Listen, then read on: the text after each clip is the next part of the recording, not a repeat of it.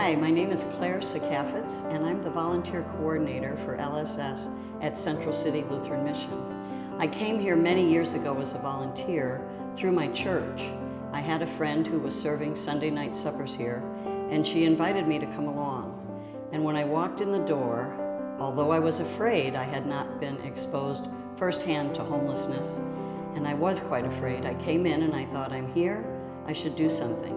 I tried to ask if I could work in the kitchen, but all the positions in the kitchen were taken, so they told me to mingle. So I went out and sat with a gentleman, and he had his head down, and I said, hi, my name is Claire, and he went, huh? And I said, tell me about yourself.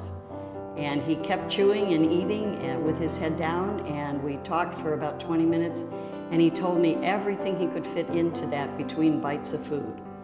And when he was finished, he looked up and he said very gruffly, thanks. Nobody's listened to me for over 20 years. And it changed my life. It made me realize that just by listening to someone who's underprivileged or who is vulnerable, as this homeless man was, could make a difference in his life. And from there on, I was hooked. I went back to my church, asked them to join me in an outreach program to serve suppers here on Sunday night, and my journey began. Several years after that, I was fortunate enough, upon retiring from the corporate world, to be offered the job of volunteer coordinator here, and I jumped on it. And I have had that position for 2 years, and I absolutely love what I'm doing, and I am privileged to be here with Lutheran Social Services working. We do make a difference every day, at every level, for every employee here.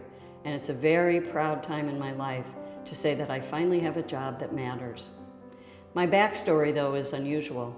When I was born, my birth mother placed me on the doorstep of the Byron Street Foundling Home in Chicago, Illinois.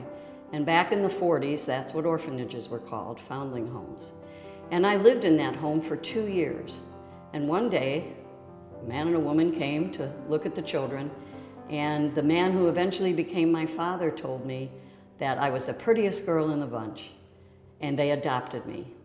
And many, many years later, I was in my late teens, I found out that the Byron Street Foundling Home was owned and operated by Lutheran Social Services of Illinois.